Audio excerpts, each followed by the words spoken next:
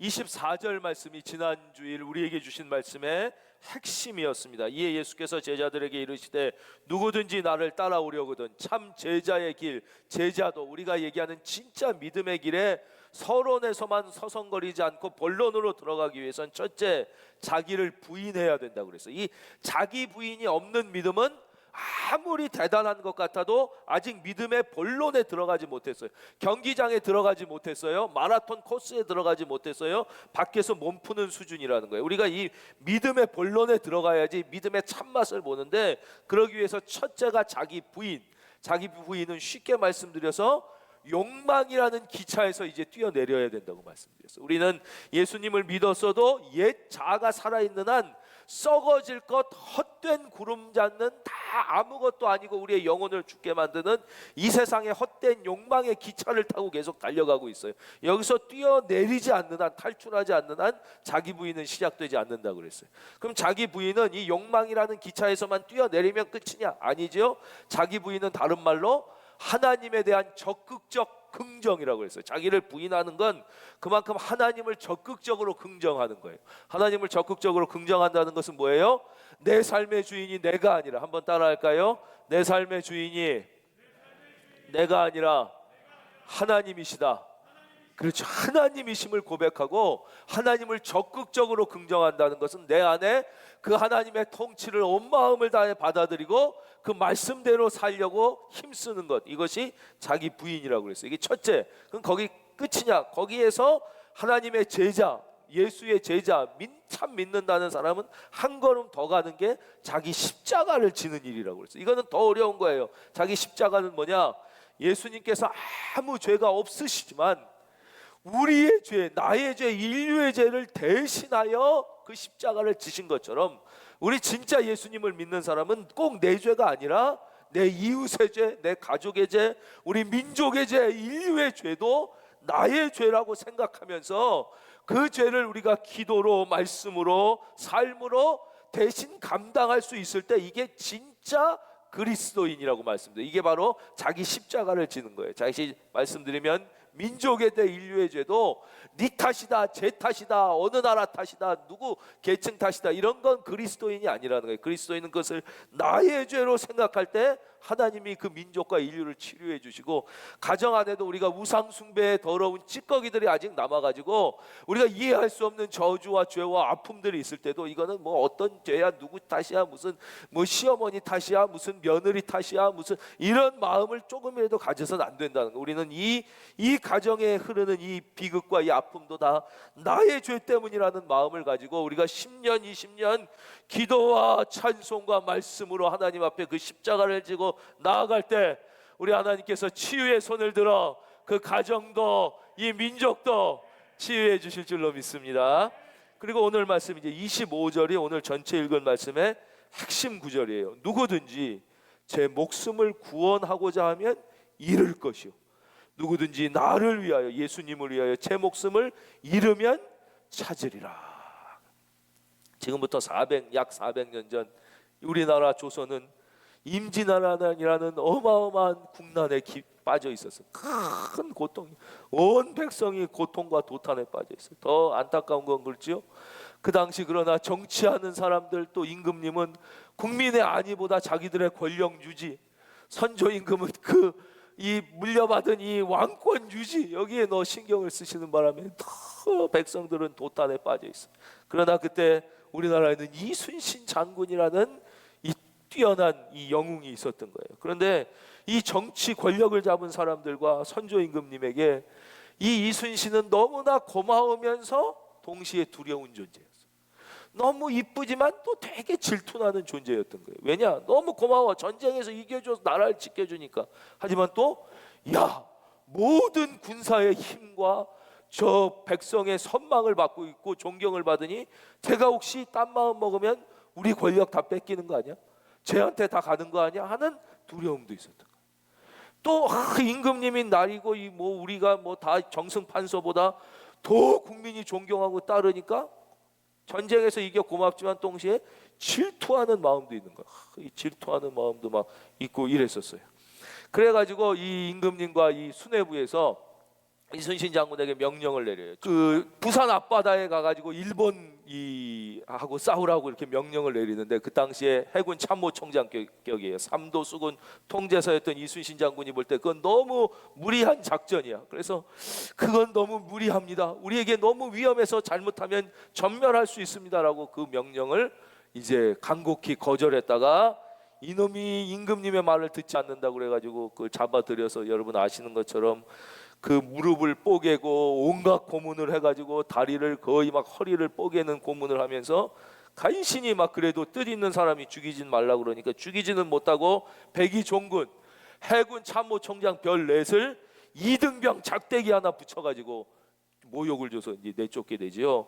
그래가지고 내쫓겨가지고 다시 복귀하는데, 그때 총사령관으로 임명됐던 원균이 그 말대로, 임금님 말대로 이 전체 우리나라 모든 수군을 다 이끌고, 이순신 장군이 그렇게 힘들어 만들어놨던 거북선을 다 이끌고 부산 앞바다 가서 7천량에서 전투를 해가지고 전멸을 하게 됩니다. 전멸.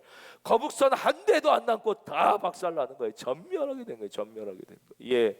그제서야 이제 막 조정에서 깜짝 놀라서 이거 큰일 났구나. 막 이순신 다시 삼도 수군 통제사 맡아주세요. 다시 가주세요. 그래서 막상 가보니까 배는 다 깨졌고 군사는 다 흐트러졌고 남은 것은 판옥선 12척뿐이었다는 거예요. 그러니까 그제서야 후회하면서 선조 임금도 글을 써서, 야, 내가 실수했다. 이제 군사도 하나도 안 남고 큰일 났구나. 어쩔 수 없이 남은 병사라도 수습해가지고 저기 권율 장군이 이끄는 육군에 가가지고 같이 싸워라 그랬을 때, 이순신 장군이 올린 장계가 있잖아요. 우리가 너무나 잘 아는 상유 12 미신불사. 임금님, 그러나 수군을 버리는 것은 바다를 버리는 것이고 바다를 버리는 것은 이 나라를 버리는 것입니다. 신에게는 아직 비록 12척의 배, 상유 12 미신불사, 예, 어떤 데서는 순신불사 그렇게도 얘기하는데요, 미천한 신이 아직 죽지 않았으니 우리에게 아직 희망이 없는 것은 아닙니다. 목숨 걸고 싸워보겠습니다. 그래서 그 12척을 가지고 이제 여러분이 잘 아시는 울동목 명랑 대척에 나가는 거예요.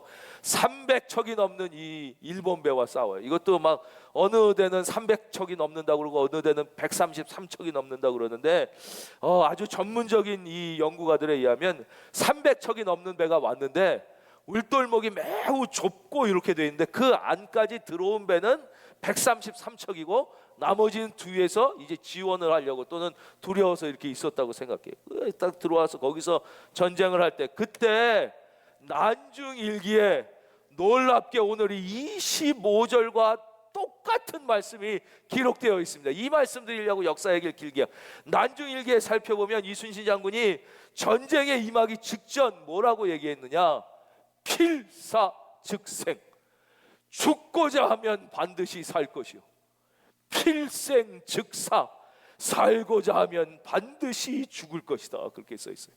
그분이 이 말씀을 듣고 한 건 아니지만 바로 그 각오를 하고 나갔기 때문에 그 불가능에 가까운 전쟁이 세계사에 유례없는, 세계 해전사에 가장 빛나는 명랑대첩, 진짜 모두가 아마 이순신 장군은 그때 살 마음을 이미 버린 거예요. 나는 이 전쟁에서 죽겠다는 각오로 나간 거죠. 살려고 나갔으면 죽겠다는 각오로 나가 승리한 거예요. 아유, 목사님, 그런데 이순신 장군이 예수님 안 믿었으면 그럼 이순신 장군 같은 분도 지옥 가나요? 이런 질문하는 분이 있어요. 이번에도 추석 지나면서 그러면 공자님 같은 훌륭한 분이 예수 안 믿어서 지옥 가냐, 이런 질문. 우리 이제 더 이상 그런 유치한 질문에서 벗어나야 돼요. 저는 확신하거니와 이순신 장군이 만일 복음을 들었다면, 이분이 오늘 이 시대에 살았다면 이 시대에 그 누구보다도 신실한 크리스찬이 됐을 것을 확신하는 것이에요. 여러분, 집에서 제사 드릴까 말까 고민하지 마십시오.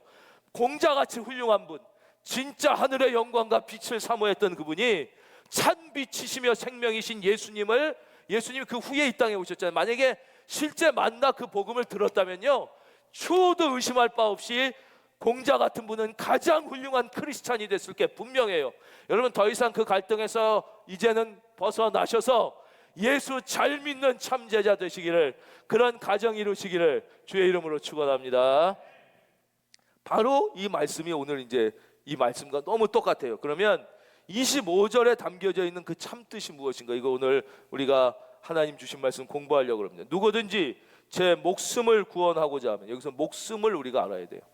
모든 인간에게는 반드시 두 가지 목숨이 있다는 거예요. 이걸 알아야 돼요. 근데 우리는 이걸 몰라요.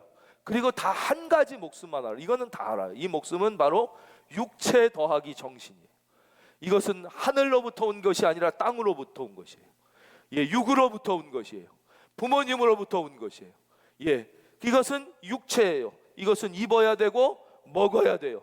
그리고 점점 늙고 후패하고 아무리 운동 열심히 해도 120년이 가기 전에 늙어 죽어요.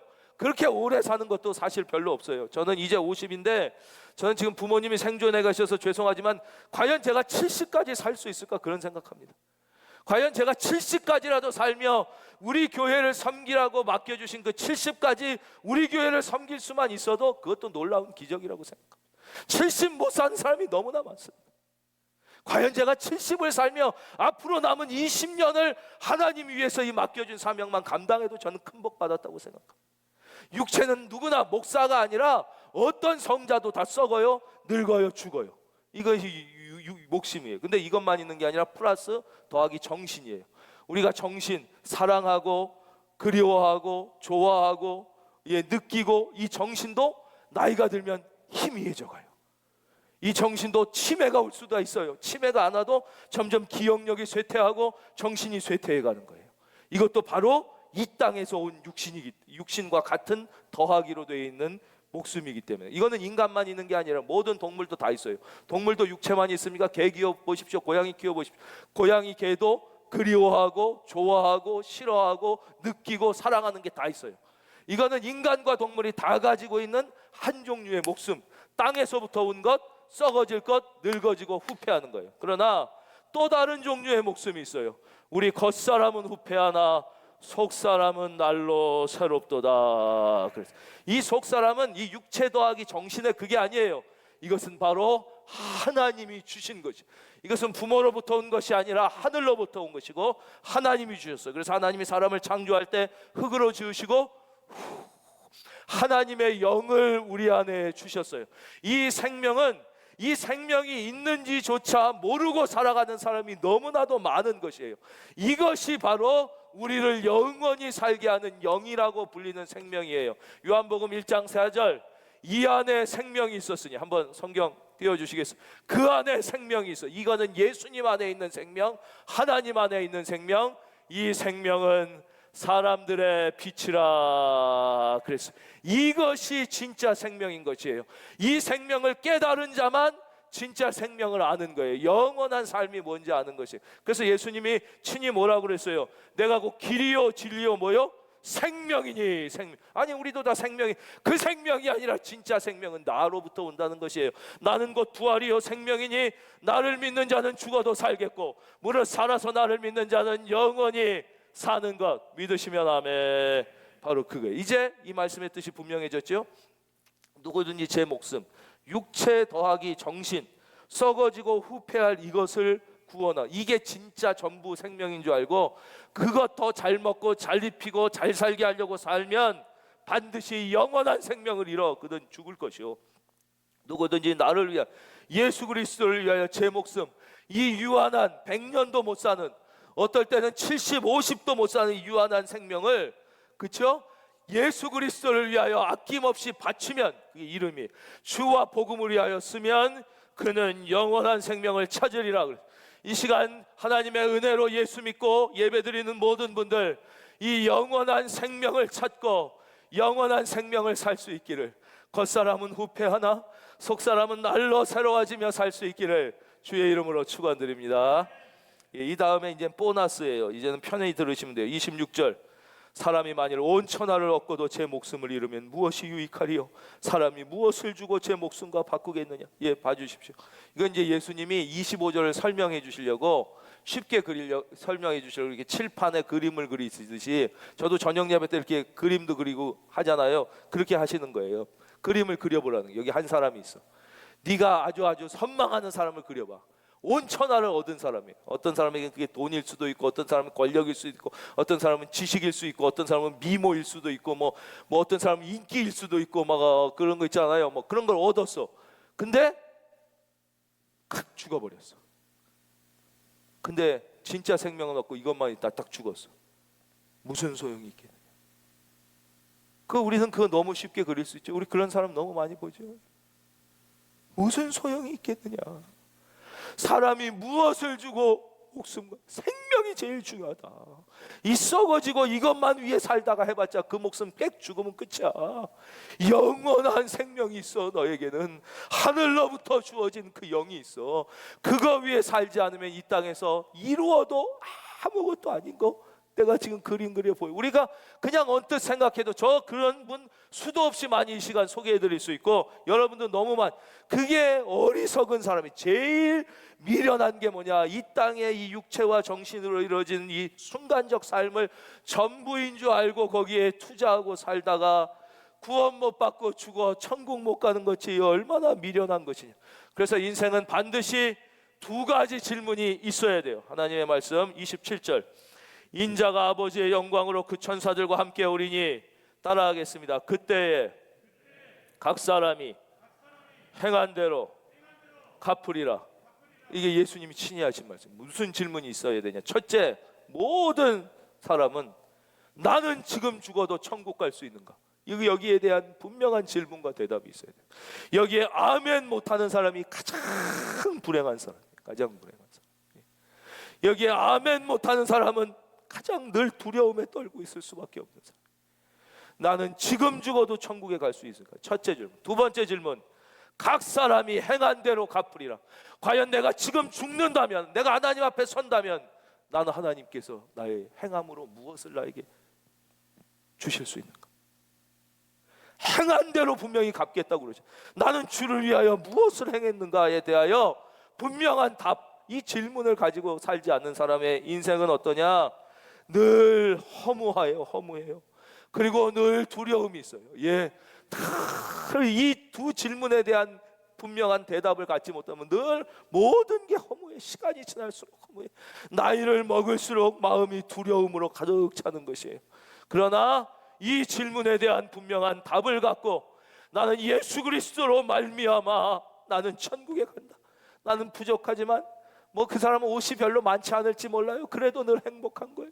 그 사람은 얼굴이 그렇게 미인이 아니야. 그러나 그런 게 그 사람에게 그렇게 중요하지 않아요. 어쩌면 그 사람은 월세방을 옮겨 다니면서 살지 몰라요. 그러나 그게 그 사람의 행복을 빼앗을 수 없는 것이에요. 왜냐? 그는 늘 주님을 생각하고 주님과 교제하고 작은 일이지만 주님이 기뻐하시는 일을 위하여 살고자 하는 거예요.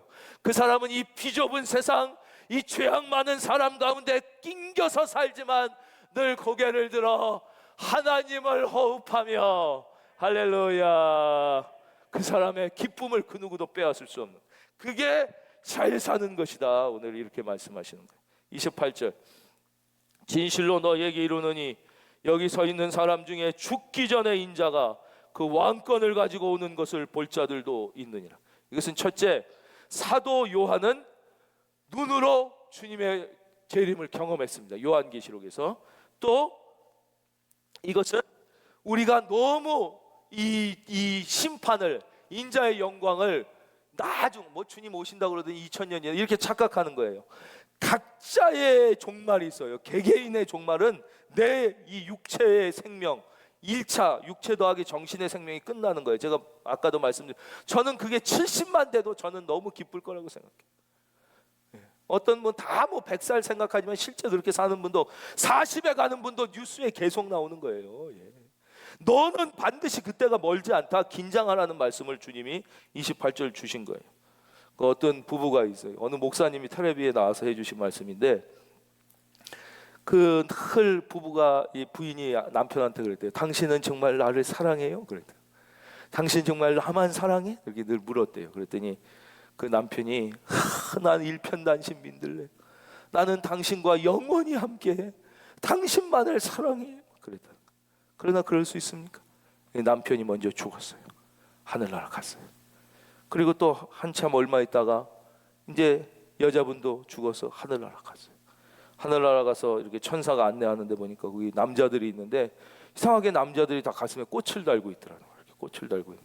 어떤 사람은 한 송이, 어떤 사람은 두 송이, 또 어떤 사람은 간혹 보면 세 송이를 달고 있는 사람들이 막 있더라고요.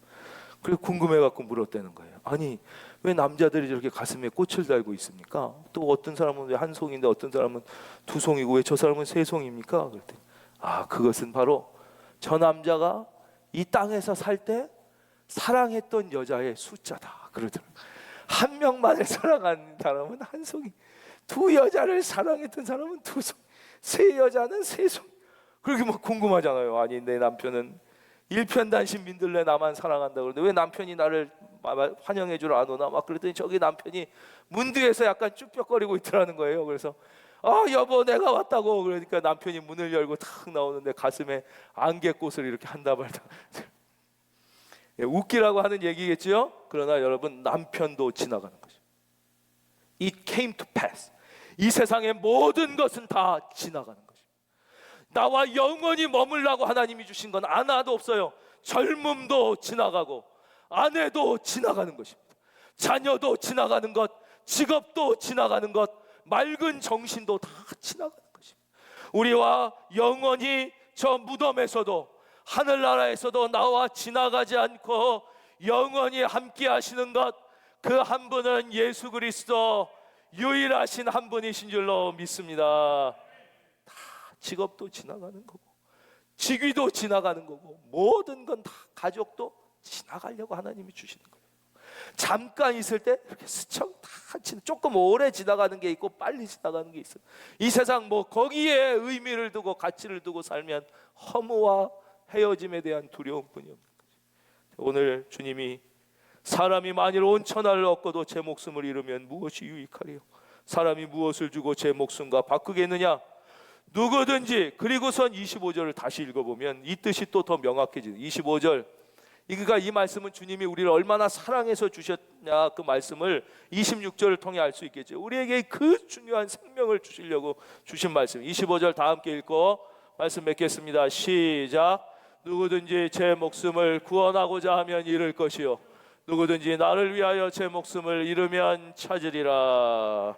우리 이번 한 주도 나를 사랑하여 나를 위하여 십자가 지시며 생명을 주신 그 예수님의 사랑을 생각하며 예수님을 위하여 환경에 지배되지 않고 우리 죄악 많은 세상 사람 가운데 비집고 살면서도 고개를 들어 하나님을 호흡하며 주님과 함께 행복하게 승리하는 한 주 다 되시기를 주님의 이름으로 축원합니다.